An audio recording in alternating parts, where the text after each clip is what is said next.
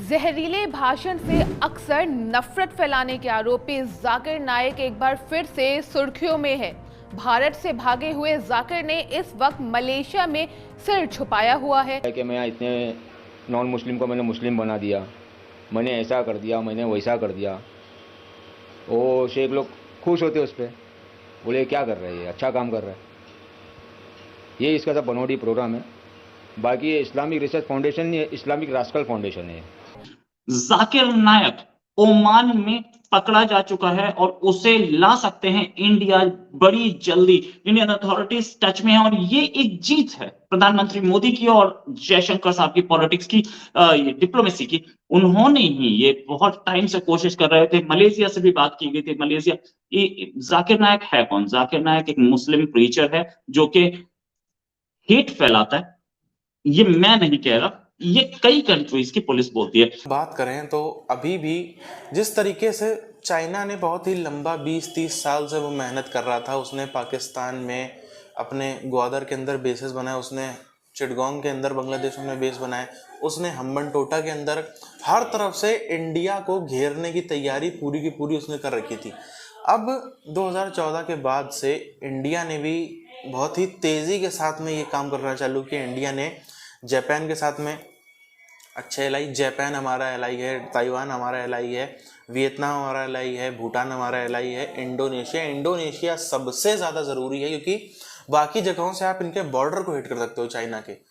Indonesia की मदद से आप इनका पूरा का पूरा बिजनेस चौपट कर सकते हो क्योंकि सारे शिप इनके निकलते कहाँ से हैं? इंडोनेशिया के बीच में से होकर। इसलिए इंडोनेशिया के साथ में दोस्ती सबसे ज़्यादा ज़रूरी भी है और मेरे हिसाब से सबसे ज्यादा इंडिया को कोई काम आएगी किसी देश की दोस्ती चाइना के खिलाफ तो वो इंडोनेशिया ही है। जाकिर नायक को, जो जाकिर नायक का पूरा गेम था, ये था कि वो आतंकवाद को सपोर्ट करता था। उसने ढाका में ब्लास्ट हुए थे उन लोगों को भी रेडिकलाइज किया था। रेडिकलाइज कैसे किया था? उसने अपने यूट्यूब वीडियोस में ऐसी बातें बोली थी कि आप हमला कर सकते हैं, आप अटैक कर सकते हैं, आप ये कर सकते हैं, वो कर सकते हैं, आतंकवाद को सपोर्ट करने के लिए जो बातें बोली थी वो ढाका के जो लोग थे जिन्होंने हमला किया था ढाका पे, उन्होंने सुनी थी। एक्चुअली इसका जो प्रोग्राम जो होता है चूना भट्टी में, जो सुमैया ग्राउंड में जो इसका प्रोग्राम होता है, वो टोटल बनावटी है। कोई आदमी वहाँ हिंदू से मुस्लिम नहीं बनता है। जो मुस्लिम ही रहते हैं वहाँ के वापस मुस्लिम बनते हैं। यानी सऊदी, दुबई, यहाँ के शेख लोग को दिखाने के लिए इसका पूरा गेम प्रिपेयर्ड है। बाकी ऐसा कुछ है ही नहीं। इसका प्रोग्राम के पहले लेडीज़ लोग के ऐसा मेकअप करता है, लाली पाउडर लगा के उतरता है प्रोग्राम में। ये भी सिरदर्द बन चुके हैं। मलेशिया के पीएम मोहम्मद महातिर दरअसल जाकिर नाइक को भारत को वापस ना लौटाने पर अड़े हुए थे और अब यही जाकिर उनके लिए सिरदर्द बन गए हैं। आदत से मजबूर जाकिर ने हाल ही में मलेशिया में एक भड़काऊ भाषण देते हुए नस्ली टिप्पणी की। उन्होंने कहा कि मलेशिया में हिंदुओं को भारत के अल्पसंख्यक मुसलमानों की तुलना में 100 गुना ज्यादा अधिकार हासिल है। यूट्यूब वीडियो से रेडिकलाइज हुए थे। इससे पहले श्रीलंका ने भी एक हमले के लिए जाकिर नायक को जिम्मेदार बताया था कि उसके थ्रू हमले हुए थे।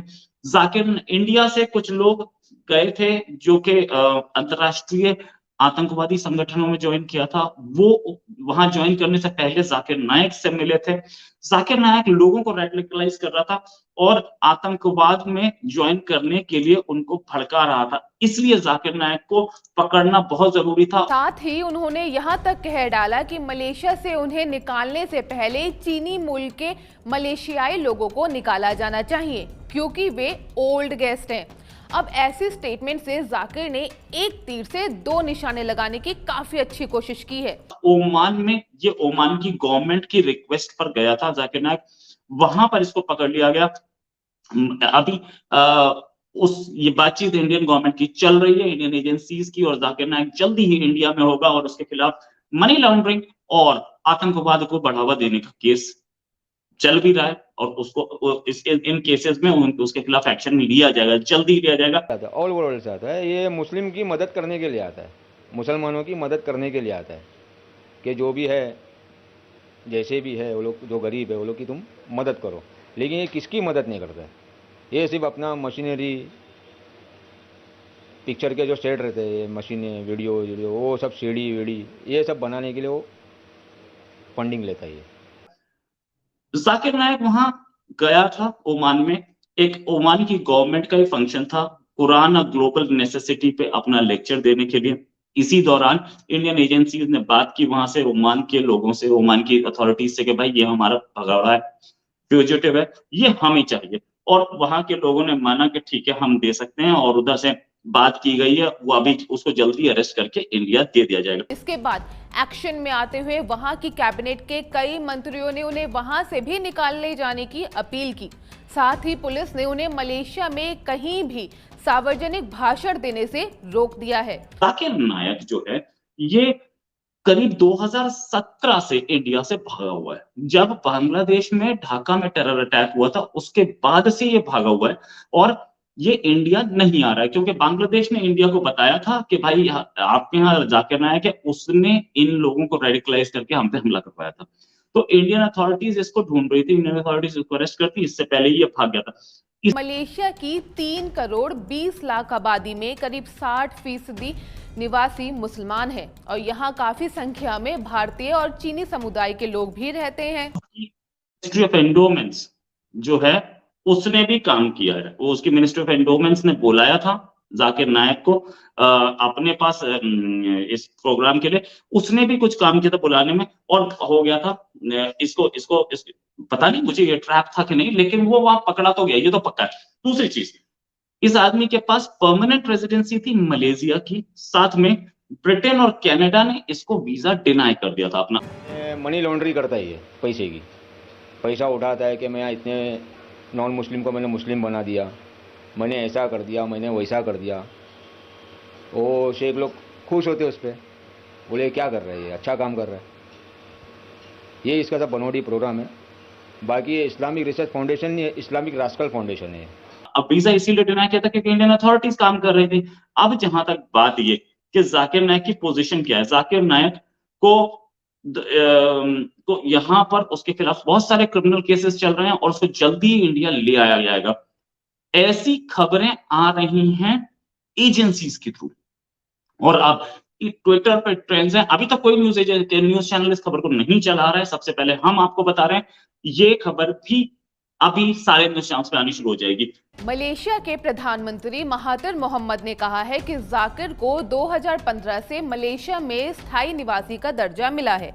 अगर वो देश को नुकसान पहुंचाने वाले कार्यों में शामिल पाए गए तो स्थायी निवासी का दर्जा उनसे वापस लिया जा सकता है। 2000 के आसपास ये लाइमलाइट में आया था, 2000, 2010, 2000 से 2005-6 इस दौरान, क्योंकि इसने इस्लामिक सुपीरियोरिटी दिखानी शुरू की थी। चाइना की बात करें तो चाइना ने जिस तरीके से अपना एक प्लान बनाया था इंडिया को घेरने का, इंडिया की घेराबंदी करने का, जिसको जाना जाता है स्ट्रिंग्स ऑफ पर्ल्स के नाम से, उसमें उसने पाकिस्तान को, नेपाल को, बांग्लादेश को, श्रीलंका को चिन्हित किया था कि इन चारों देशों को पहले अपने डेथ ट्रैप में फंसाएंगे, फिर इन चारों देशों के अंदर जो है वो अपना बेसेस बनाएंगे, अपने मिलिट्री बेसेस बनाएंगे, अपनी आर्मी, एयरफोर्स, नेवी के सबके बेस जहाँ जहाँ पॉसिबल है वहाँ बनाएंगे। जैसे चिटगोंग में हो गया, हामनटोटा श्रीलंका में हो गया, ग्वादर पाकिस्तान में हो गया, नेपाल में तो खैर उन्होंने सरकार ही अपनी बना ली है, कम्युनिस्ट पार्टी ऑफ नेपाल की सरकार। बहुत लंबे समय से चाइना इस बात में लगा था। अगर आपको याद हो, एक टाइम पर जॉर्ज फर्नांडिस साहब कहते थे कि चाइना जो है वो शांत नहीं बैठा, वो तैयारी कर रहा है, और वही था उस टाइम पे।